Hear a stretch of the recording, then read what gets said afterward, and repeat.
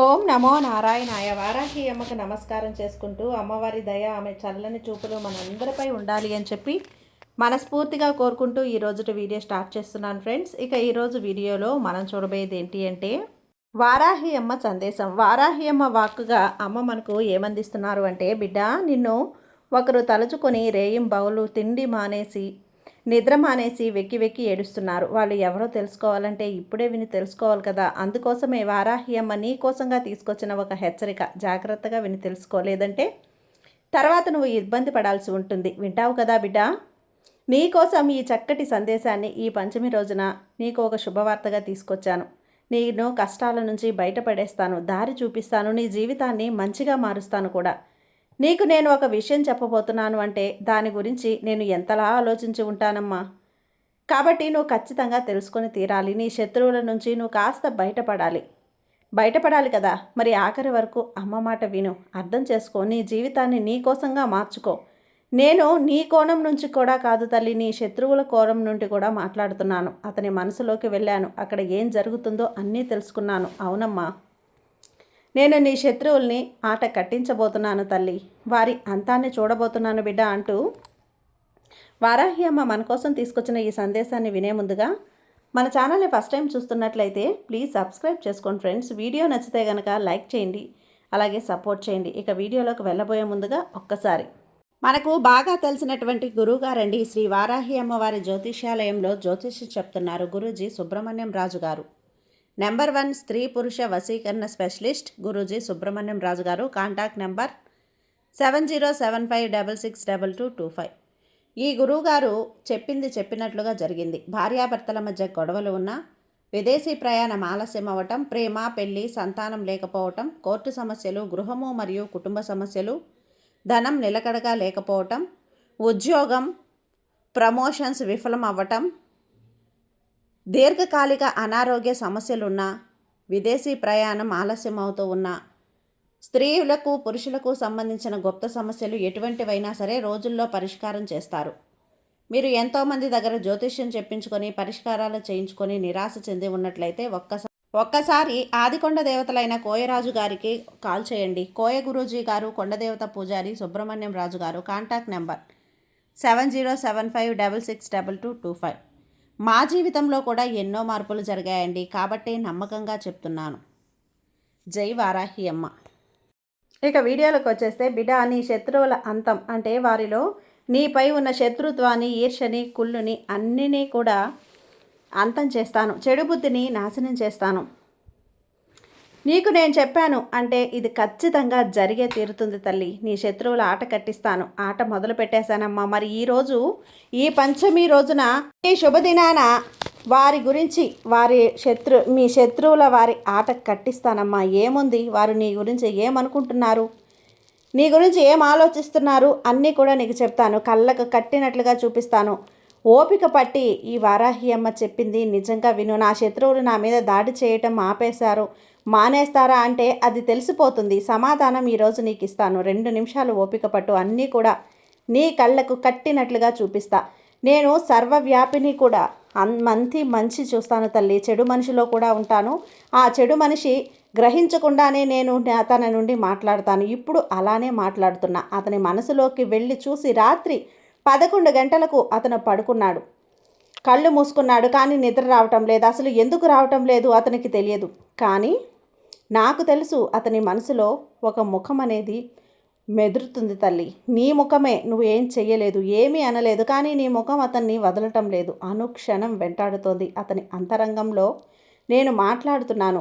అతనిని పీడించడం కానీ గుండె లోపల ఏదో కలవర పెడుతుంది. నువ్వు చేసింది సరైందా, అతన్ని మళ్లించుకోవాలని ప్రయత్నిస్తున్నాడు, కానీ అతని మనసు అతన్నే ప్రశ్నిస్తుంది. ఆలోచనలతో మునిగిపోవాలని చూస్తున్నాడు. ఫోన్ తెరిచాడు, అటు ఇటు చూశాడు, ఉన్నాడు, కానీ మనసు నిలవట్లేదు. ఫోన్ పక్కన పెట్టాడు, పడుకున్నాడు, కళ్ళు మూసుకున్నాడు. మళ్ళీ అదే ప్రశ్న వచ్చింది. నువ్వు చేసింది సరైనదా? ఇది నేను వేస్తున్న ప్రశ్న. అతను తప్పించుకోలేడు, ఎందుకంటే నేను అతని లోపల ఉన్నాను, అతన్నే ప్రశ్నిస్తున్నాను. నేను అతని అంతరాత్మలో ఉన్నాను బిడ్డ. అంతరాత్మ నేనే. గంట గడించి 2 గంటలు గడిచాయి, 3 గంటలు గడిచాయి, కానీ అటు ఇటు నిద్ర రాలేదు. లేచాడు, నీళ్లు తాగాడు, అటు ఇటు తిరుగుతున్నాడు, నిలబడుతున్నాడు. మళ్ళీ చిమ్మ చీకటి అంతా నిశ్శబ్దం, ఘోర నిశ్శబ్దం. కానీ మనసు నిశ్శబ్దంగా లేదు. మళ్ళీ నీ ముఖం, మళ్ళీ అదే ప్రశ్న, నువ్వు చేసింది సరైనదా అని. ఆ రాత్రి చాలా పొడవుగా పెద్దదిగా అనిపించింది తల్లి. అతనికి తెల్లవారుజామున మాత్రమే కళ్ళు మూతలు పడ్డాయి. అప్పటికే 4 గంటలు గడిచిపోయాయి. తెల్లవారుజామున 3 గంటలు అతనికి మెలకువ వచ్చేసింది. కలలో కూడా అతను పరిగెడుతూనే ఉన్నాడు. ఎవరి నుండో పరిగెడుతున్నాడు. వెనక్కి తిరిగి చూడడానికి తనకి భయంగా ఉంది. కాళ్ళు సహకరించడం లేదు. ఎంత వేగంగా పరిగెత్తినా దూరం తగ్గడం లేదు. అతనికి అరవాలని ఉంది కానీ గొంతు రావటం లేదు. కానీ కాళ్ళు ఆగడం లేదు. అతను మేల్కొన్నాడు చెమటతో. అలాగే తడిసినటువంటి శరీరం, గుండె వేగంగా కొట్టుకుంటుంది బిడ్డ. గది చుట్టూ చూశాడు. అంతా సాధారణంగా ఉంది. కానీ మనసు స్థిమితపడటం లేదు. ఆ కలలో వెంటాడుతుంది ఎవరో అతనికి తెలియదు, గుర్తుపట్టలేదు. అది నాకు తెలుసమ్మా. ఆ వెంటాడింది అతని కర్మ, అతని పాపం. అది రూపం లేనిది, కానీ అనుభవం మాత్రం బాధాకరంగా ఉంటుంది. చూడలేడు, పడుకోలేడు, తప్పించుకోలేడు. ఇది మొదలు మాత్రమే. ఇలాంటి కళ్ళలు రోజు వస్తాయి తల్లి. రూపాలు కనపడతాయి. భావన అదే పరుగు, అదే తప్పించుకోలేకపోవటం. అదే నేను పంపిస్తున్నాను. నేను చేస్తున్న అతని పాపం అతన్ని వెంటాడేలా చేస్తుంది. నిద్రలో కూడా తప్పించుకోలేని స్థితి కల్పిస్తున్నాను. ఉదయం వచ్చింది. అతను లేచాడు. అద్దం ముందు నిల్చున్నాడు. తన ముఖం చూసుకున్నాడు. ఏదో తేడాగా అనిపిస్తుంది. కళ్ళు అలసిపోయినట్లుగా అలసటగా ఉన్నాయి. నిద్రపోయినా విశ్రాంతి లేదు. కాఫీ తాగాడు కానీ రుచి తెలియటం లేదు. తింటున్నాడు కానీ ఆకలి తీరటం లేదు. మాట్లాడాడు కానీ మాటలు గుండె లోపల నుండి రావటం లేదు. ఏదో వెలితిగా ఉంది. జీవితం యాంత్రికంగా జరుగుతుంది. అతని మనసు లోపల, నేను మళ్ళీ మాట్లాడుతున్నాను, జరుగుతుందో తెలుసా? నేను ఏం చేస్తున్నాను? నా భక్తుడు నిన్ను వెంటాడుతున్నాయి. కన్నీళ్ళు నాకు తెలుసు. ఆ కన్నీళ్లే. ఒంటరిగా బాధపడ్డావు, నువ్వు పట్టించుకోలేదు. ఇప్పుడు నువ్వు ఒంటరిగా బాధపడుతున్నావు. చుట్టూ మనుషులు ఉన్నారు కానీ మనసు మాత్రం ఒంటరిగా ఉంది. అతనికి ఏమాత్రం కూడా వినిపించడం లేదు. కానీ అనిపిస్తుంది, నేనేదో తప్పు చేశాను లోపల తెలుస్తుంది. నా మాట పనికి వెళ్ళాడు. అనుకున్న పని జరగడం లేదు. ముఖ్యమైన మనిషి సమయానికి రాలేదు. కష్టపడిన ప్రయత్నం ఆఖరి నిమిషంలో మళ్ళీ ఇంకో రోజు ఇదే ప్రయత్నించాడు. అది జరగలేదు. మళ్ళీ చేశాడు, మళ్ళీ జరగలేదు. ఎందుకు జరగడం లేదు? నేనేం చేశాను అన్నది అసలు అతనికి అర్థం కావటం లేదు. బిడ్డ, ఎందుకు ఈ వారాహ్యమ్మ బిడ్డమైన నువ్వు అతను బాధ పెట్టాడు, హింసించాడు. అందుకే తను రాత్రింబవళ్ళు నీ కోసం కన్నీరు కార్చుకుంటున్నాడు. ఇన్నాళ్ళు కూడా పెట్టినటువంటి కష్టపెట్టినప్పుడు, బాధ పెట్టినప్పుడు నువ్వు కన్నీళ్లు కార్చావు కదా, ఆ గతాన్నే తలుచుకొని కారుస్తూనే ఉన్నాడమ్మా. ఆ కన్నీళ్లు కారి కారి ఈ వారాహి అమ్మ నీ కంటితో అభిషేకమే చేసేసావు. ఇంతలా నువ్వు బాధపడుతూ అభిషేకాలు చేస్తూ నీ కళ్ళు కరగకుండా నేను ఉండగలనా చెప్పు? నేనేమన్నా బండరాయినా? నీ తల్లినే కదా. నీ శత్రువు పని నేను పడుతున్నాను. ఇప్పుడు తనను తాను తప్పు తెలుసుకొని రాత్రింబవళ్ళు నీ కోసం కన్నీరు పెట్టుకుంటున్నాడు. అయ్యో, నేను ఆ రోజు అలా చేసి ఉండకూడదు అంటే బాగున్నా. అందుకే కర్మ వదిలిపెట్టడం లేదు బిడ్డ. వాళ్ళ కన్నీళ్ళ ఉసురు తాకు తగిలింది అని తను బాధపడుతూ కష్టపడుతూ ఉన్నాడు. అవును తల్లి, ఈ వారాహి అమ్మ చెప్పింది అక్షర సత్యం.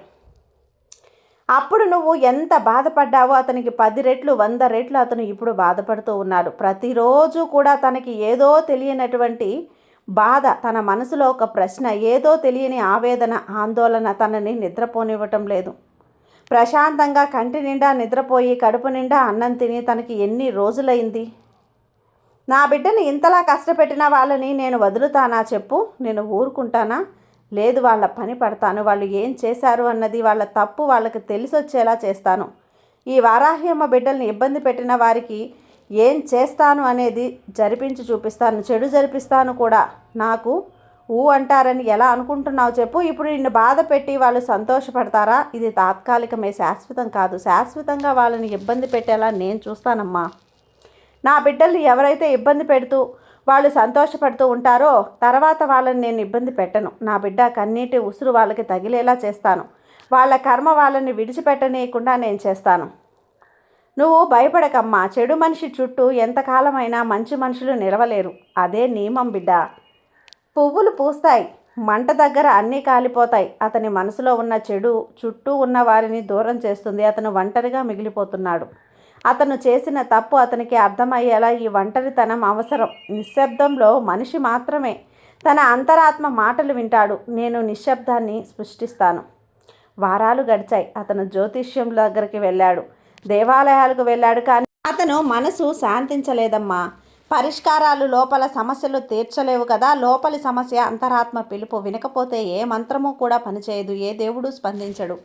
నేను అతనికి స్పష్టంగా చెప్పాను, బయట వెతక్కు, లోపల చూడు, సమాధానం అక్కడే ఉంది. అతను అర్థం చేసుకోలేకపోతున్నాడు, కానీ మెల్లగా తెలుసుకుంటున్నాడులే. ఈ రాత్రి చాలా ఒంటరిగా కూర్చున్నాడు. అది చాలా నిశ్శబ్దంగా ఉంది. బయట కూడా అంతే నిశ్శబ్దం. అతని మనసు కూడా కొద్దిగా స్థిమితపడింది. ఆ నిశ్శబ్దంలోనే నేను స్పష్టంగా మాట్లాడాను.